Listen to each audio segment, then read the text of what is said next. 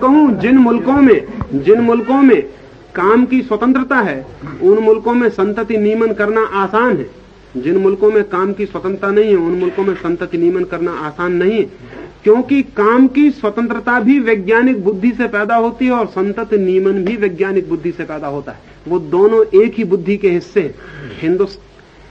काम का जितनी स्वतंत्रता होगी, सेक्सुअल फ्रीडम जितनी होगी, सेक्स उतना ही पवित्र होता चला जाता है, और जितनी फ्रीडम कम होगी, सेक्स उतना ही अपवित्र होता चला जाता है। रूस में वेश्या समाप्त हो गई, अकेली जमीन पर एक मुल्क में वेश्या नहीं है, क्योंकि काम इतना उन्मुक्त हो गया कि अब वेश्या को बनाने की जरूरत नहीं।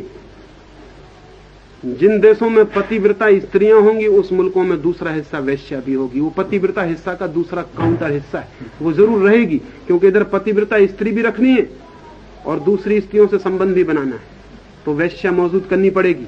जब तक पतिव्रता पर जोर रहेगा, तब तक वेश्या पैदा होती रहेगी।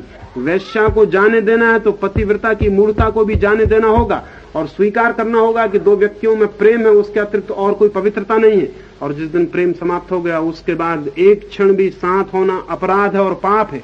लेकिन और इतनी स्वतंत्रता देनी पड़ेगी कि लोगों के शरीर संबंध भी सहजता को उपलब्ध हो जाए। हिंदुस्तान में तो वो इतने असहज हो गए हैं, और उन असहज का परिणाम ये हुआ है कि आदमी को एक स्त्री को प्रेम करना हो तो एसिड फेंकनी पड़ती, एक लड़के को किसी को प्रेम करना हो, लड़की को तो पत्थर मारना पड़ता है।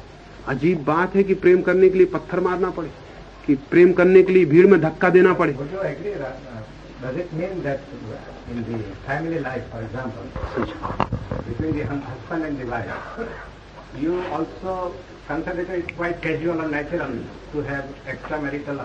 वो तभी तक रखने होते हैं आपको जब तक शादी बिना प्रेम के किसी ज्योतिषी से मिलवा के कर ली गई हो। अगर शादी प्रेम से हुई हो तो आपको दूसरे एक्स्ट्रा मैरिटल संबंध रखने की जरूरत नहीं के बराबर रह जाती है। मैं समझ रहा हूं, संभावना रह सकती है, इसलिए मैं कह रहा हूं कि संभावना कम रह जाती। जिस स्त्री से आपका कोई प्रेम नहीं है, उस स्त्री से संबंधित होने के बाद संभावना आपकी ज्यादा रहती है कि दूसरी स्त्रियां आपको आकर्षित करें।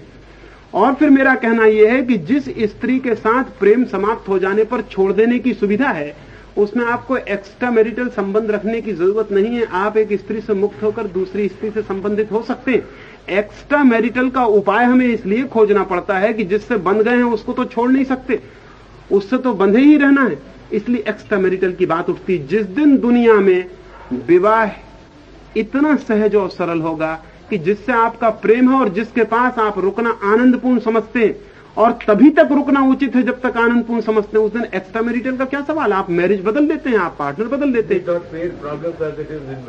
जी बिल्कुल बिल्कुल, वेस्ट में जो प्रॉब्लम है वो क्रिएट होंगे, और जिंदा समाज प्रॉब्लम क्रिएट करता है और फिर उनको हल करने की कोशिश करता है। मुर्दा समाज प्रॉब्लम क्रिएट नहीं करता और मरा हुआ जिंदा रहता है।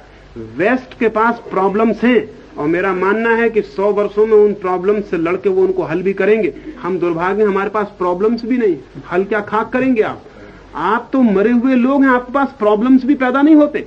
वेस्ट के इन 50 वर्षों का अनुभव उनको सेक्स के संबंध में इतने गहरे विचारों पर ले गया है जिसका कोई हिसाब नहीं।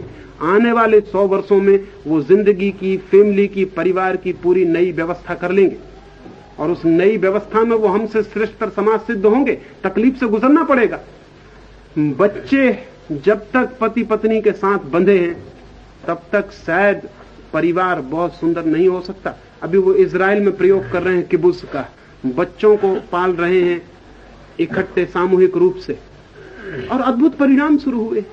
जैसे ही बच्चों से मुक्त हुए पति पत्नी, वैसे ही वो जो सेक्स की जबरदस्ती है बांधने की एक दूसरे को, वो समाप्त हो जाती है। हम अमेरिका में तो कॉल गर्ल्स भी है, हाँ, इनहिबिशंस नहीं है, सेक्सुअल टैबूज भी नहीं है। मैं समझा अमेरिका में मैं है ना वहाँ, वो मैं समझा वो वहाँ है और रहेगा। उसका कारण है कि क्रिश्चियनिटी ने सेक्स का जितना सप्रेशन किया है अमेरिका में और यूरोप में, उतना दुनिया के किसी धर्म ने सप्रेशन नहीं किया। क्रिश्चियनिटी सबसे ज्यादा सप्रेसिव रिलीजन है सेक्स के मामले में। हिंदू धर्म उतना सप्रेसिव नहीं है। क्रिश्चियनिटी ने तो सेक्स को सिन ही मान लिया है। तो 2000 वर्ष के सेक्स को सिन मानने का यह परिणाम हुआ है कि एकदम से सारी चीजें टूट गई, एक्सप्लोजन हो गया और लोग दूसरी एक्सट्रीम पे चले गए। अमेरिका में या यूरोप में जो व्यभिचार, वेश्या और अनैतिक संबंधों का बाढ़ आई है, उस बाढ़ के लिए जिम्मेदार क्रिश्चियनिटी है, उस बाढ़ के लिए और कोई जिम्मेदार नहीं है। अगर हम यहाँ 25 लोग बैठे हैं और हमको अभी खाने के लिए कहा जाए तो हम चुपचाप शांति से उठ के खाना खाने चलेंगे, लेकिन 8 दिन हमको बैठ के यहाँ उपवास करवा दिया जाए और फिर एकदम से हम दरवाजा तोड़ के किचन में पहुंच जाएं, तो हम जो खाना खाएंगे वो खाना और ही ढंग का खाना होगा, लेकिन उसका जुम्मा 8 दिन के उपवास पर होगा, वो जो फास्टिंग और स्टार्वेशन चला पीछे। क्रिश्चियनिटी ने पश्चिम के चित्त को, माइंड को इतना दमन किया है कि उस दमन का विस्फोट हुआ है, और वो विस्फोट स्वभावतः अमेरिका में सर्वाधिक हुआ है, क्योंकि अमेरिका में विस्फोट होने की संभावना और स्वतंत्रता सर्वाधिक मिली। लेकिन वो विस्फोट खत्म हो जाएगा, वो विस्फोट धीरे धीरे खत्म हो रहा है, वो क्षीण हो रहा है। आज से 10 साल पहले और 10 साल की हालतों में फर्क पड़ने शुरू हुए। आने वाले 20 सालों में इसकी आशा की जा सकती है कि अमेरिका में विस्फोट की जो धारा है वो धीमी हो जाएगी, और अमेरिका इस अनुभव से गुजर के शायद परिवार की ज्यादा योग व्यवस्था खोज सकेगा। मेरा मानना यह है कि हमने परिवार की व्यवस्था पर 3000 सालों से चिंतन ही नहीं किया है। मनु महाराज जैसा परिवार छोड़ गए थे, वैसा ही परिवार हमारा आज भी है। मैं का आपने उदाहरण, हाँ, तो चीन में भी कॉम्यून प्रथा की दाखिल हुई, जरूर हो रही है। वो तो अनसक्सेसफुल हो सकती है कोई चीजें। हमारी कठिनाई क्या है? अनसक्सेसफुल होती तो हमें समझना चाहिए कि क्यों अनसक्सेसफुल हुई। हम कोई सक्सेसफुल हो गए हैं 3000 वर्ष में, इसको पहले सोच लेना चाहिए।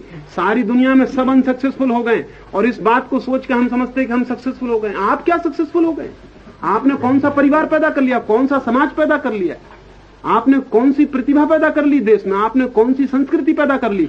लेकिन हम एक मजा लेते रहते हैं कि कहां कौन कौन असफल हो रहा है, उससे हम सोचते हैं बस तब ठीक है, कुछ प्रयोग करने की जरूरत नहीं, फिर हम ही ठीक है।